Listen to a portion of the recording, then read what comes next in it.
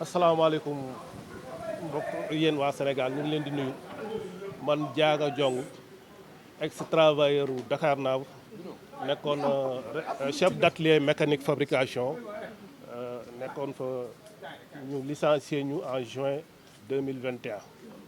bon keroog bi ñu licencié démb dafa am benn postil boo xamante ni bi Guy Marius Sagna daf ko def ci page Facebook am di commenter actuellement ci contrat bi nga xamante ni bi Dakarnave war na ko signer muy contrat bi nga xamante ni portugais yi occupé woon nañ ko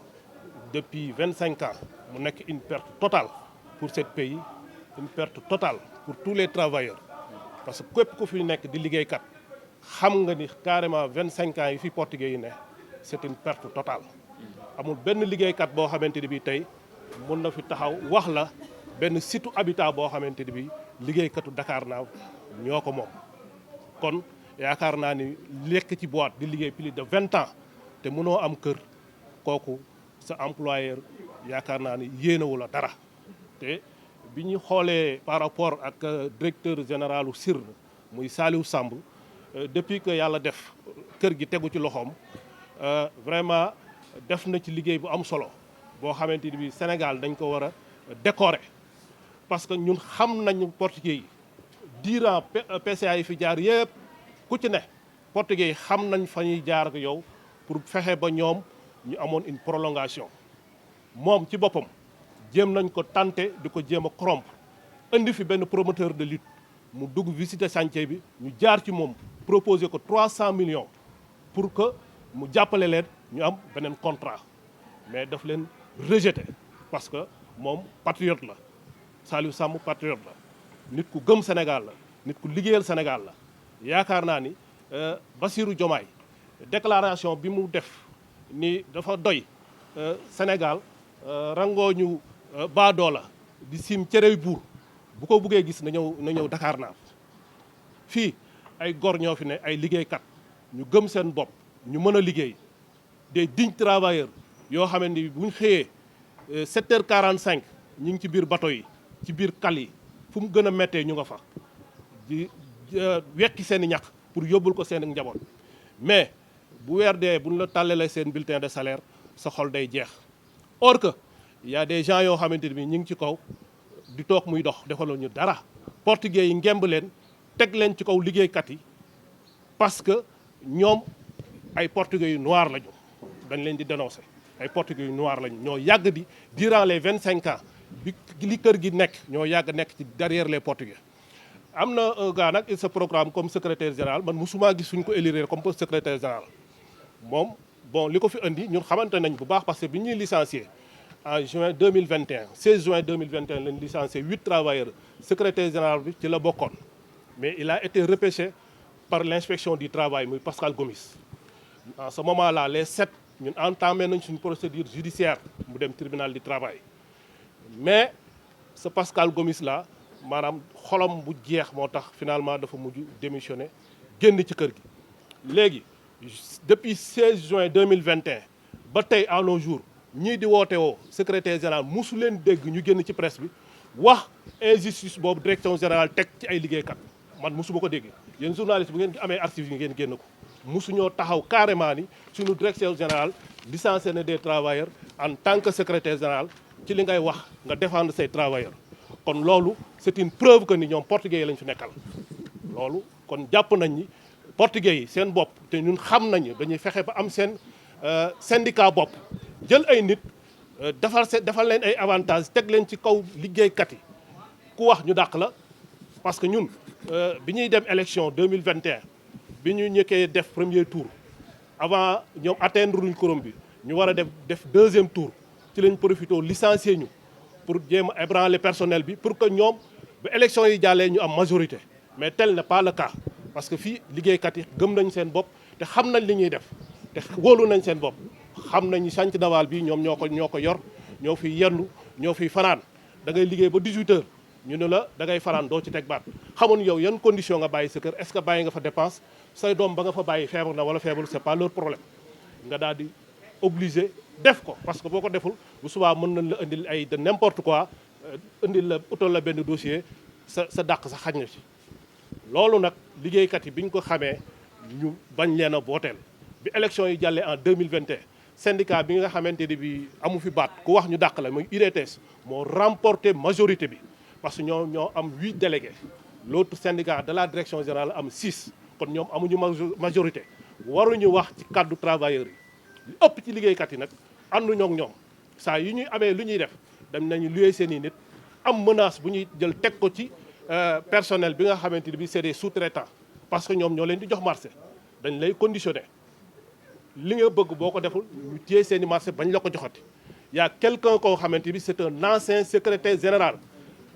occupé na ko fii comme secrétaire général dem na à la retraite depuis am na sale boulot bu mu defal portugais yi actuellement mi ngi ci biir ñu koy yëkkati ay marché millions di ko jox. léegi sëñ bi yaa ngi doon wax sa commencement wax ni contrat bi jeex na ba pare mooy ak les portugais est-ce que da ngeen bëgg ñu renouveler leen ko wala da ngeen bëgg beneen repreneur pour mën a réparer injustice bi nga xam ne wax ngeen ni moom ngeen doon. non foofu laa jëm si mais damay leeral li tax maanaam renouvellement contrat ak les portugais moom képp kuy sénégalais baa nga bëgg sa bopp waroo ko xalaat parce que 25 ans yi nga xamante ni portugais yor nañ ko kër gi amulul benn njëriñ sénégalais yi amul benn njëriñ état du Sénégal amulul benn njëriñ travailleurs yi parce que 25 ans yi yëpp état bi 1% la ci am kon yaakaar naa lu kooku état sax mënu ci am dara mais président de la république Macky Sall bi mu ñëwee xool contrat bi parce que 99 lañ ko signé régime socialiste bi fi jógee ñoo ko signé dem si yàlla ministre bi ko signé woon dégg naa sax faatu na fan yi yàlla na ko yàlla yërëm mais képp kuy liggéey te bëggal sa réew na nga xalaat bés boobu ba loo tim muy contrat nga di ko signé ci ay ndoddu liggéeykat mu war a nekk seen avantage ëllëg na fa fexe ba la ngay signé mu nekk à leur faveur ndax ëllëg bésam boobu ku ci ne di nga ci jaar. léegi nag contrat bi actuellement Guy Marius Sagna dafa am benn influence bu ñu def ci moom démb pour que ñi ko def mooy ñi nga xamante ni bëgg nañu portugais yi jëlaat kër gi te loolu c'est fini parce que ci appel d'offre bi ñoom état daf leen exclure boolewu leen ci parce que dafa pare ak ñoom donc amuñu droit compétir 5 entreprises ñoo soumissionné dugal seeni demande ci demande bi ñett ñoo répondre bi ñetti répondre état bi segg ba mu des ñaar yooyu nag kenn ki nga xam ni moo ci gën avantage bi nga xam moom la présenté ci Sénégal ak ci liggéeykat yi moom la état bi nar a signal contrat bi te yaakaar naa contrat boo xamante ni bi yow ki nga fi jëlee 1% nga ci amoon tey boo amee beneen repreneur bu ñëw yow en tant que Sénégal nga am ci 40% yaakaar naa kooku waruñu sax toog di xaar wow na wala tooy na dañ ko war a daal di signer automatiquement parce que 25 ans ñu yoral la ko benn entreprise lu toll ni Dakar Naaf li mu toll ne ci biir port bi nga am ci 1% mënoo ci dara parce que le contrat était mal signé donc boo amee beneen contrat boo xamante ni moo ko war a remplacer proposition de 40% bu jëm ci sénégalais yaakaar naa ni kooku da nga ko war a sax gëmm signé kenn waru ko contesté ñoom nag ñu fi nekk di def influence di génn di wax xam nañ ñi ne seen ginnaaw mooy portugais yi parce que c'est des portugais noirs tey jii boo ñëwee biir ville da ngay gis un portugais bu occupé benn appartement boo xamante ni bii 80 000 francs lay fay Sénégal ci en plein ville fii en face cercle mess des officiers ak yenn ci ñoom waa direction ñii di fay 60 000 francs par appartement ñoom portugais am na ñoo xam ay 80 000 francs la ñuy fay par appartement te appartement yooyu fa mu féetewu actuellement prix bi c'est à 600 000 francs mais loolu est-ce que ñun Sénégal dañoo war a continuer di bàyyi loolu muy jàll portugais yi ban njëriñ lañu amal ba tey ji ñu am avantage bu mel noonu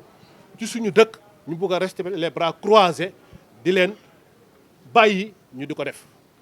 mais